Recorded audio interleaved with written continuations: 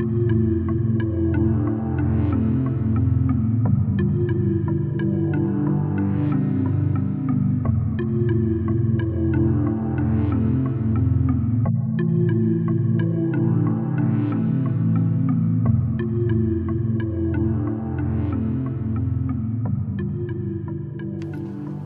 my PowerPoint is being loaded, I want to key in on what Iman had said, which is that there are transformations that need to take place to move forward global African women in terms of recognition, justice, and development. And I start with a few words from a student that I am currently mentoring on an arithmetic project on Yoruba multiplication and counting of market women. This is her own words. I am of Yoruba ethnicity. Prior to my C-STEP project on this type of arithmetic research, I was unaware of the counting and multiplication techniques used by my people, even though I grew up and went to school in Nigeria in the Yoruba region. So the curriculum is very important to the transformation, and it is also part of why I took the journey of this work that I am currently doing, because I got a little bit tired of opening mathematics books and finding nothing much about people, African people south of the Sahara, even though it was clear that we had indigenous knowledge in traditional women's weaving and other things, but you would never see them in math textbooks. So I want to spend the 5 minutes that I have talking about a project that I was blessed to be awarded a fund by the Carnegie Foundation to collaborate with colleagues at the Federal University of Technology, Akure, in the Center of Gender Studies in Science and Technology. The project, as the moderator told you, is titled Culture and Women's Stories, a framework for capacity building in science, technology, engineering, and mathematics. What does this project do? Slide number 3 will be fine. What does this project do? What it does, it traces the mathematical genome of Nigerian cultures, primarily on the basis of the work of rural women, work like weaving, work like creating musical instruments, shekere, work like the head tie ashoke, which could carry a coded message, and so on and so forth. So when we talk of genome, we mean the sequencing, looking at something and how mathematics may be connected to that, and how I can use this to create curriculum that will teach students about sequences, series, and a whole bunch of other things, because if you look deeply as a math educator, you will see that there are things that can be done with this.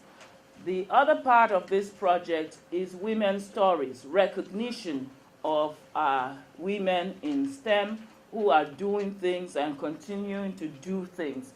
And with this project, I am working with a specific group of women, the Nigerian women in agricultural research and development.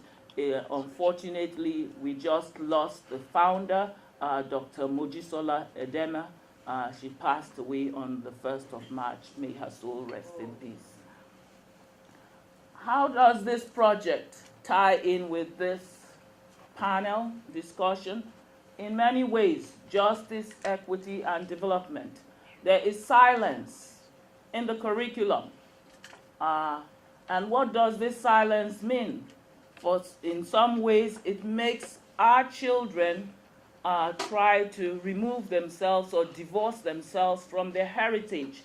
In other ways, it takes away from their ability to create and innovate because they don't know what their ancestors did before that were scientifically empowering and so on and so forth. So this silence fosters a lot of things that are not positive for both our children and even other children.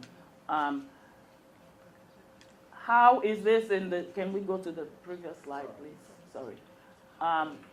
So equity with regard to bringing it into the curriculum, and justice also with regard to bringing it into the curriculum.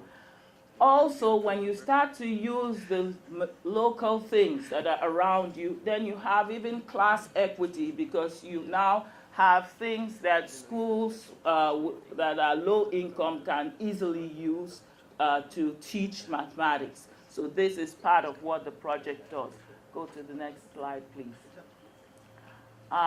Rural work, like the weaving. Like I said, there are so many things that you can see in there. A woman who can weave all of this nice cloth that many of you are wearing so beautifully has indigenous knowledge on geometry, indigenous knowledge on symmetry, indigenous knowledge on number patterns, and all of these things are mathematical.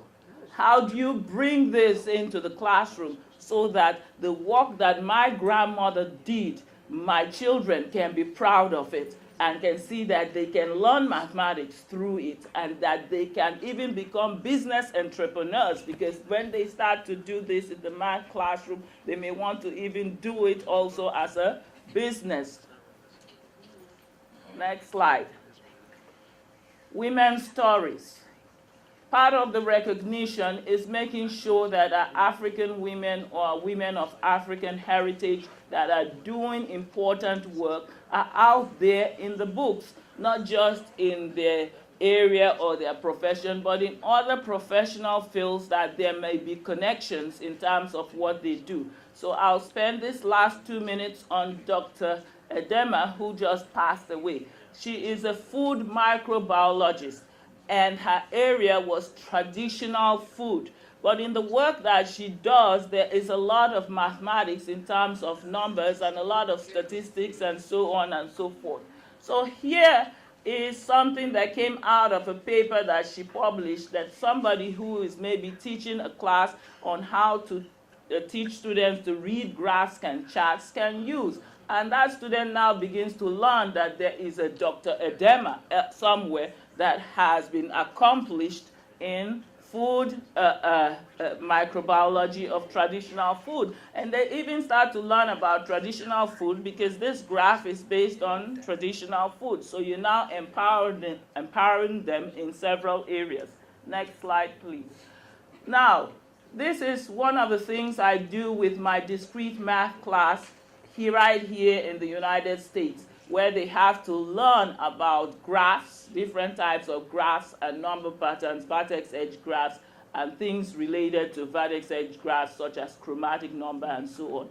I get them to do robotics, where they start to create dolls that are replicas of what the Ndebele people in South Africa does. The Ndebele people are a very small tribe, but everything about their life is very mathematical in terms of symmetry, in terms of geometry, in terms of graph theory, but yet you will never see anything about them in a geometry book or a mathematics book. They create their dolls using recycled materials, and dolls are very significant in terms of communicating certain things related to the Ndebele people. So I teach my students how to create Ndebele dolls, but the dolls that they create, they have to create it to represent a woman. I give them a woman, name of a woman, or different women in the sciences, and right now they are working with the NIWAD women, which are the women in agricultural research and development, and they have to create graphs that they pull out of the biographies of the women. All of us have graphs in our lives. An easy one is an educational path. That's a graph. Most of us have the triangle of being born, mother, father, this thing. But there are some other more difficult graphs that you may find in a woman's journey from birth till death.